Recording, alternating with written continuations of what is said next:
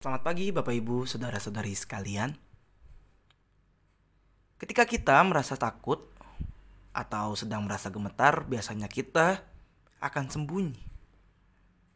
Seperti misalnya ketika ada seorang anak kecil yang takut ketika ia harus tidur malam sendirian, dia akan bersembunyi di bawah selimutnya.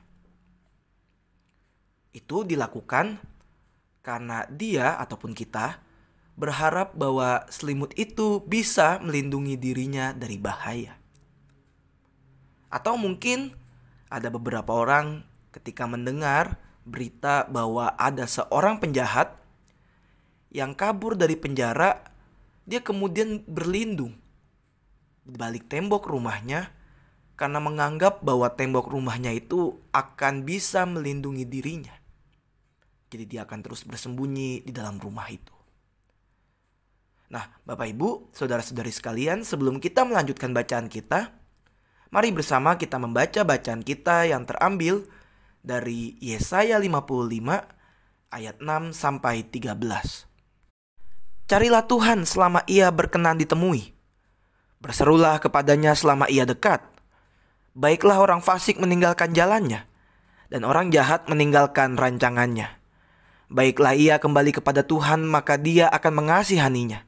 Dan kepada Allah kita, sebab ia memberi pengampunan dengan limpahnya. Sebab rancanganku bukanlah rancanganmu, dan jalanmu bukanlah jalanku, demikianlah firman Tuhan. Seperti tingginya langit dari bumi, demikianlah tingginya jalanku dari jalanmu, dan rancanganku dari rancanganmu.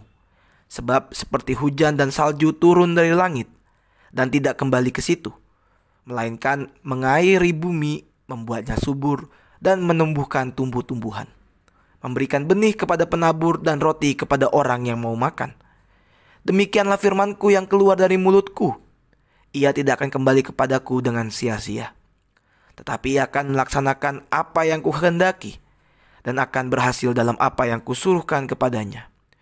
Sungguh, kamu akan berangkat dengan sukacita dan akan diantarkan dengan damai.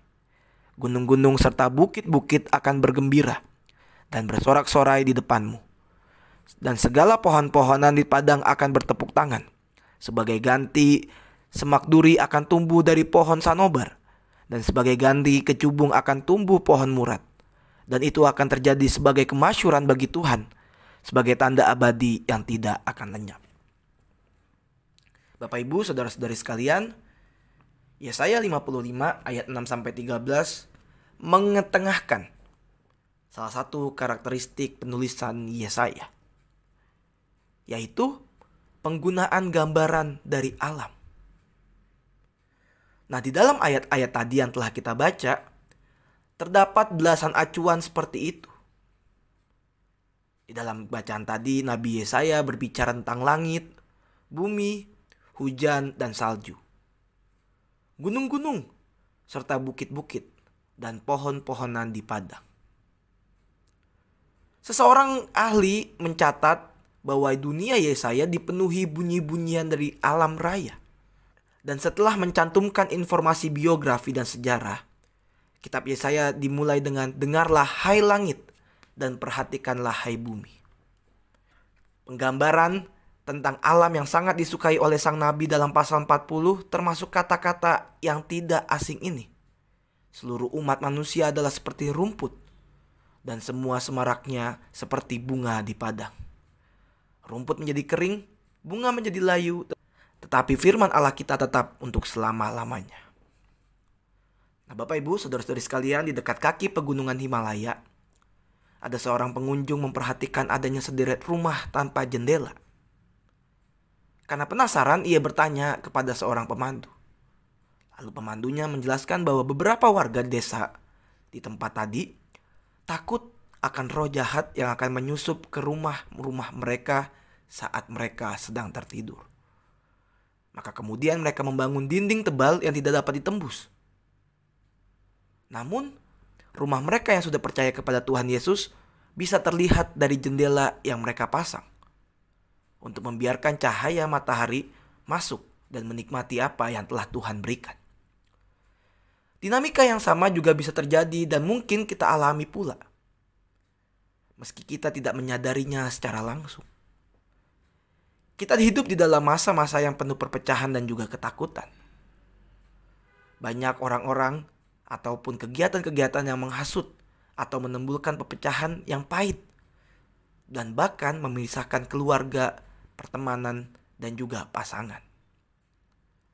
Maka kita seringkali merasa sedang bersembunyi di balik dinding yang tebal, tetapi tidak ada jendela sama sekali. Maka Tuhan Yesus ingin datang ke dalam kehidupan kita yang sedang bersembunyi di balik tembok yang tebal itu. Dan Ia ingin menghadirkan jendela di dalam diri kita. Bangsa Israel mencari perlindungan di balik tembok yang tinggi. Tetapi Allah menyatakan bahwa mereka aman jika tetap bersama dengan Dia. Dia memerintah dari surga dan firman-Nya berkuasa mengatasi segala sesuatu.